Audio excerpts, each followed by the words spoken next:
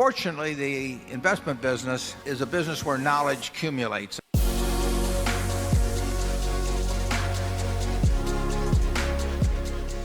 Yes, my name is Oliver Grosser and I'm from Vienna, Austria.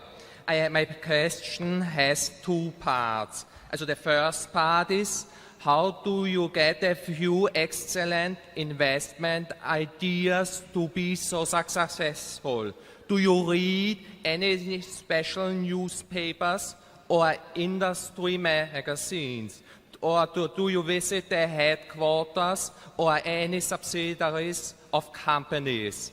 And which sources of information, like books, for example, Value Line, Standard & Poor's, Moody's, databases like Reuters, Bloomberg, DataStream, annual reports, internet, and so on, do you use to get the right impression of a company?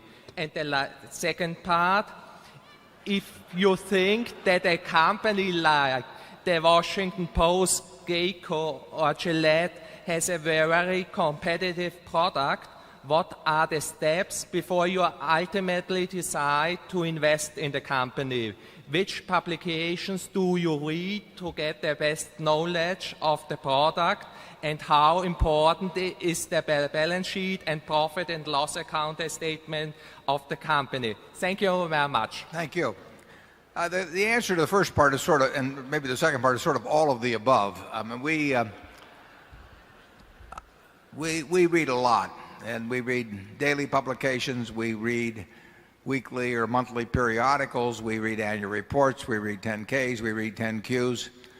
And fortunately, the investment business is a business where knowledge accumulates. I mean, everything you learn when you're 20 or 30, you may tweak some as you go along, but it all kind of builds into a knowledge base that's useful forever. And we, at least, I read, Charlie used to read, may still read a fair amount, but I read a lot of 10Ks, read a lot of annual reports.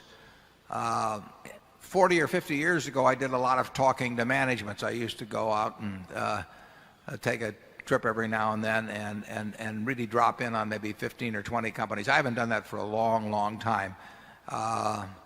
I find everything we do, pretty much I find through public documents.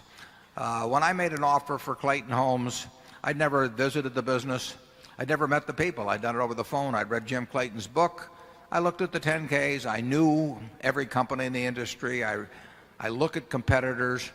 And I try to understand the business and not have any preconceived notions.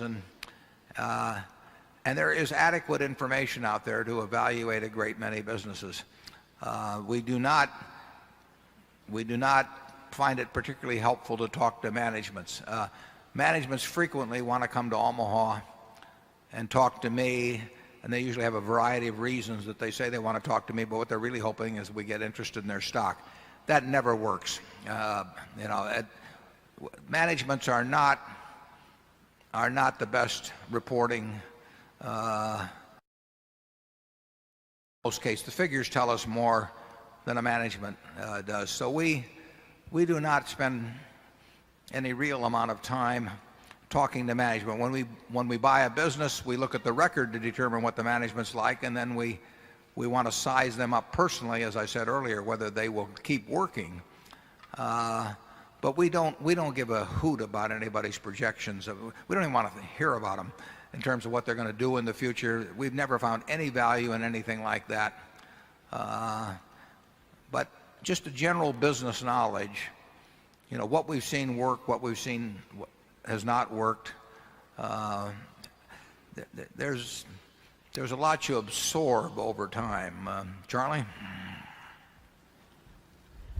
Yeah, the more basic knowledge you have, I think the less new knowledge you have to get. And the game is a lot like that fellow that plays chess blindfolded. He's got a memory of the board and everything that happened before. And that enables him to do the next move in a way he never could if you just showed him the board mid-game cold. And so and in terms of what publications, I don't know, Warren, I would hate to give up the Wall Street Journal. Oh, you'd also hate to give up the Buffalo News. Yeah.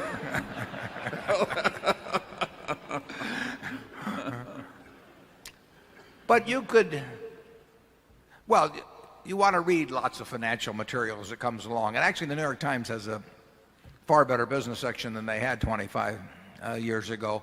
But you want to read Fortune. You want to read lots of annual reports. You really want to have a database in your mind so that you can tell what kind of a business you're looking at in general by looking at the figures.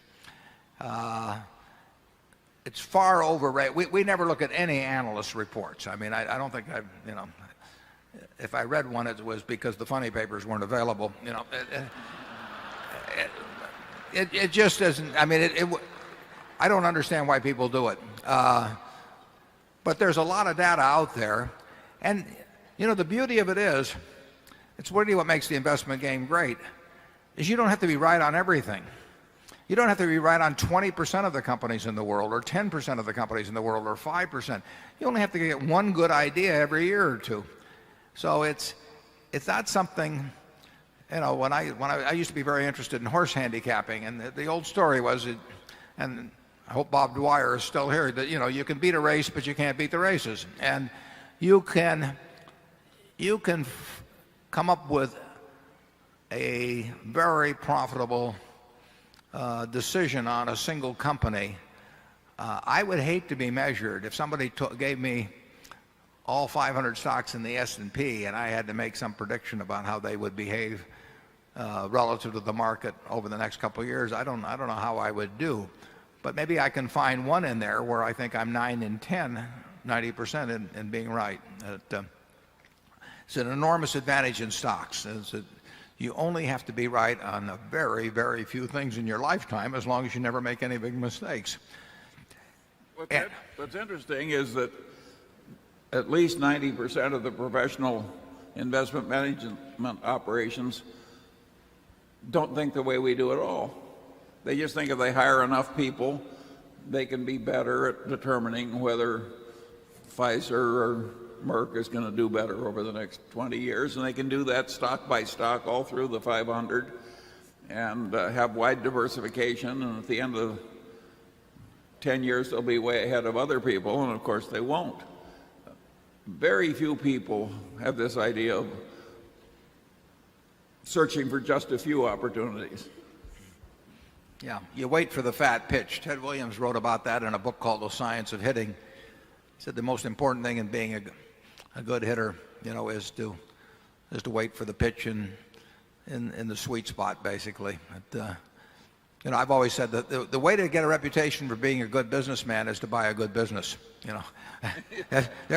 It's much easier than taking a lousy business, and showing how wonderful you are at it, because I haven't seen that done very often.